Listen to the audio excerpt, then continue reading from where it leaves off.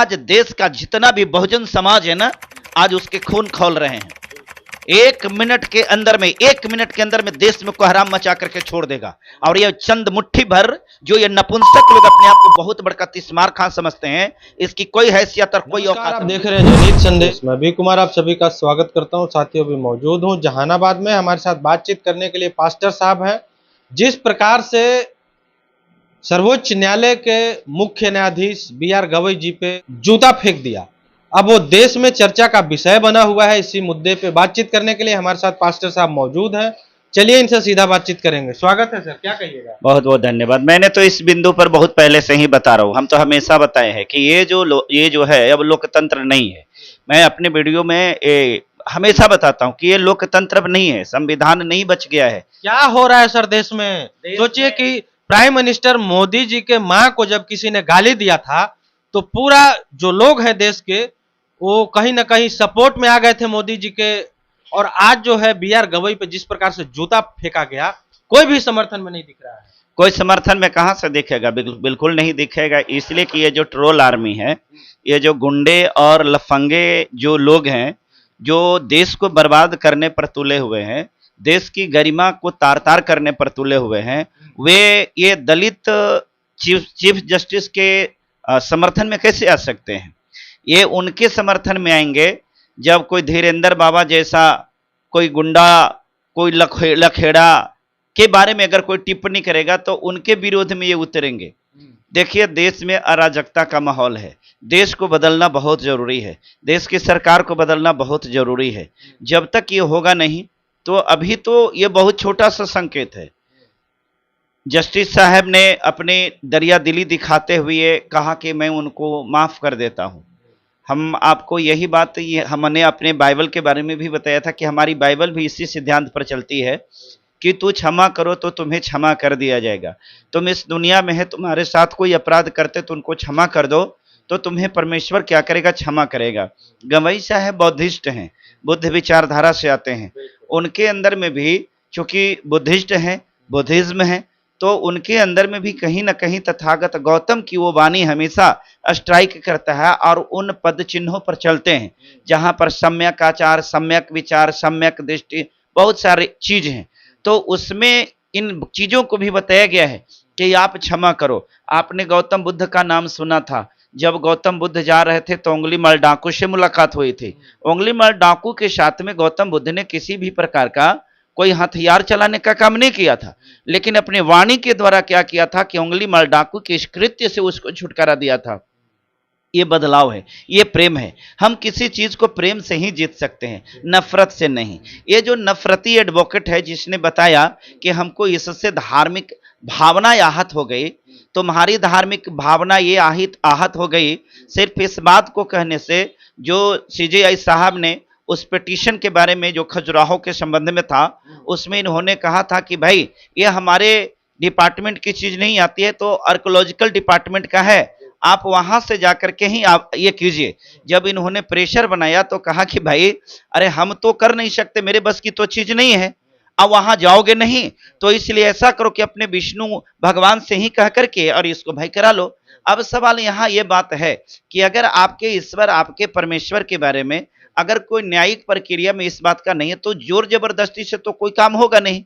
तो कोई भी व्यक्ति अगर इस प्रकार की बात कही दिया कि आप अपने भगवान से ही कहिए कि वो कर दे, तो इसमें भावना आहत होने वाली क्या बात है? इसमें भावना अगर आहत हो जाती है तो आप अपनी भावना को तो कंट्रोल कर सकते हैं। आपकी भावनाएं इतनी जल्द आहत हो जा रही है, लेकिन जिस गरीब व्यक्ति, जिस दलित व्यक्ति के साथ प्रतिदिन उसकी भावनाओं को आप आहत कर रहे हैं, क्या उसकी भावनाएं आहत नहीं हो रही है? आज क्रिश्चियनिटी के साथ जाकर के, आज जो मसीह लोग हैं उनके पास में जा करके आप उसके घर में जाकर के मारपीट कर रहे हैं, उसकी बहन बेटियों के साथ भद्दी भद्दी इशारा कर रहे हैं, उसकी भावनाएं आहत नहीं हो रही है?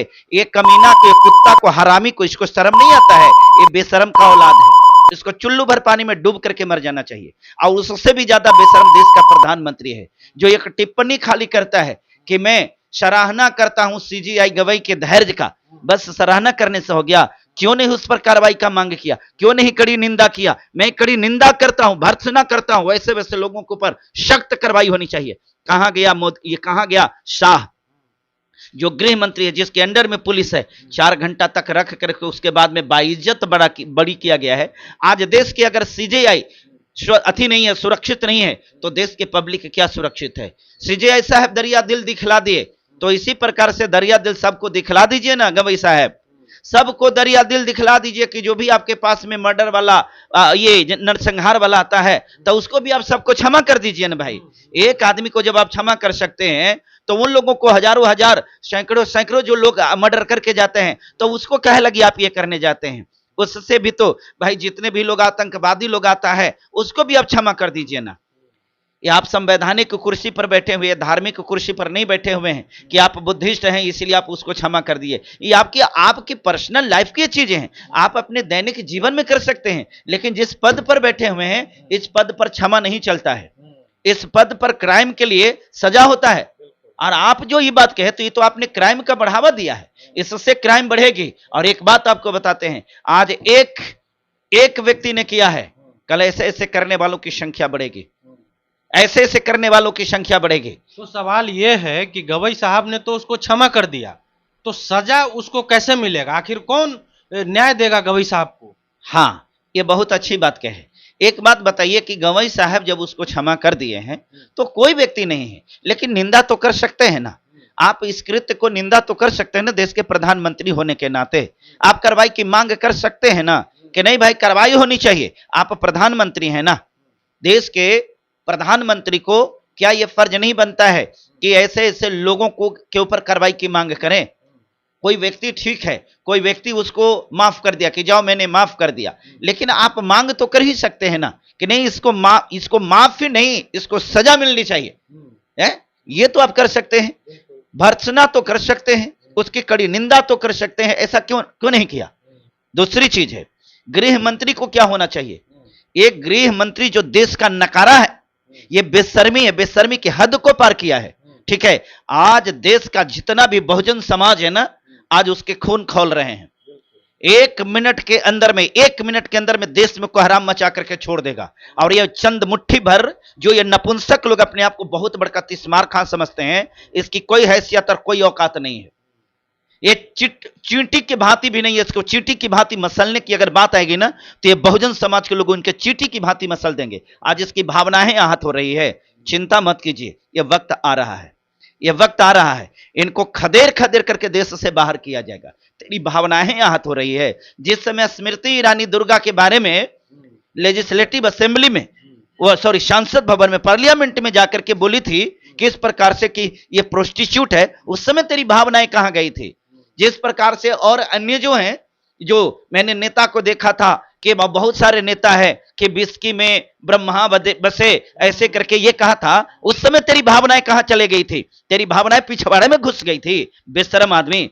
आज इनकी एक कह सकते हैं कि कोई नेगेटिव टिप्पणी भी इसको नहीं कह सकते हैं। अरे भाई, आप हमसे जबरदस्ती कह रहे हैं, तो कोई व्यक्ति अगर ये कह दिया कि अरे भाई तब क्या दिक्कत है, जाइए आप अपने विष्णु से ही कहिए कि आपका ये काम कर दें, तो इसमें बुरी बात क्या है? आपकी आस्था उसमें जुड़ी हुई है ना। हम यीशु मसीह से प्रार्थना करते हैं, तो आप कह सकते हैं ना कि सर बीमारी में आप हैं, आपकी तकलीफ में हैं, तो आप यीशु मसीह से कहिए कि इसे आपको ठीक कर दे। तो इसमें हमारी भावनाएं आहत होगी कि हमें प्रसन्नता होगी, कहेंगे कि ना तो ठीक है बोल रहे हैं भाई, हम उससे कहते हैं वो ठीक करेंगे हमको। अच्छा, सत्ता पक्ष में जो बैठे लोग हैं वो इस प्रकरण पे कुछ क्यों नहीं बोल रहे हैं? दूसरी बात, दलित समाज के जो भी नेता या मंत्री हैं कतरा रहे हैं। हम आपको एक बात सबसे बता रहे कि इसमें सबसे बड़ा दोषी अगर है तो इस देश के जो अनुसूचित जाति जो रिजर्वेशन पर एमपी और विधायक बना है, वो सबसे बड़ा दोषी है। आज ठीक है, गवई साहब को पता है, वो उनको क्षमा करने के पीछे उनकी मजबूरियां हैं, मैं जान रहा हूं। उनको मालूम है कि आज उनके साथ में अगर मान लेते हैं कि कोई एक्शन लेते, उस पर कार्रवाई करते हैं, कल मुट्ठी भर जो ये मनुवादी लोग हैं उनको जीने नहीं देगा। आज देख रहे हैं ट्रोल आर्मी किस प्रकार से, कोई कह रहा है कि मर्डर कर देंगे, कोई कह रहा है कि तलवार घुसेड़ देंगे, कोई कह रहा है कि भिन्न भिन्न प्रकार की बात को कर रहा है। आज कहां गए ये नपुंसक लोग जो आरक्षण के टिकट पर जाकर के और विधायक बना हुआ है, सांसद बना हुआ है, वो बेशरम लोग कहां है? उसको चुल्लू भर पानी में डूब करके मर जाना चाहिए। जिसकी बहन बेटियों की इज्जत की रक्षा करने के लिए सीजीआई गवई जैसे जैसे लोग न्यायिक पद पर पहुंचे हैं, कितना मेहनत के बल पर वहां पहुंचे हैं, आज जब वो अपने आप को सुरक्षित महसूस कर रहे हैं, तभी उन्होंने कहा कि मैं क्षमा किया हूं, क्योंकि उनको मालूम है कि ये नपुंसक लोग जो है ना, उनकी हिफाजत में, उनकी सुरक्षा में नहीं आ सकता। आज मैं बता रहा हूं कि जितने भी पार्लियामेंट में जितने भी ये एमपी लोग हैं, सब जाकर के कहे कि हम इस्तीफा देते हैं। हमारा जब देश का सुप्रीम कोर्ट का चीफ जस्टिस का सुरक्षित नहीं है तो हम सुरक्षित नहीं है, हम सार्वजनिक इस्तीफा देते हैं। इस्तीफा दे तो है, ये बेशरम को औकात है कि इस्तीफा देगा?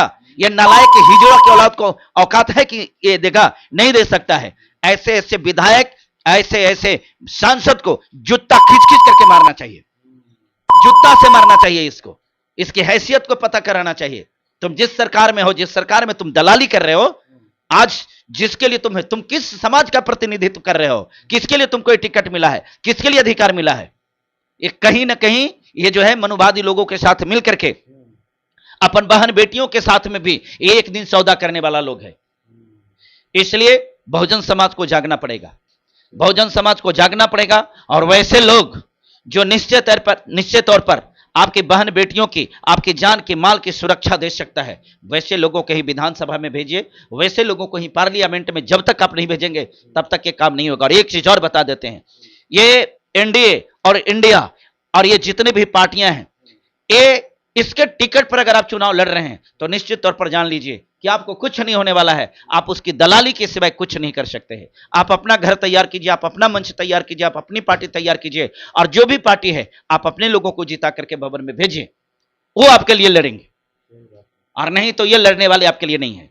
चलिए, तो ये थे पास्टर साहब, इन्होंने अपनी बात को बड़े ही बेवाकिफ तरीके से रखा है। दोस्तों, एक बात तो जरूर बता दूं आपको कि इस देश में दलितों की क्या हैसियत है, क्या औकात है। आप कितना भी बड़ा पद पे चले जाइए, लेकिन आज भी जो है कहीं ना कहीं उनको किसी न किसी रूप में प्रताड़ना दिया जाता है, जैसा कि अभी चीफ जस्टिस BR गवई साहब के साथ में हुआ।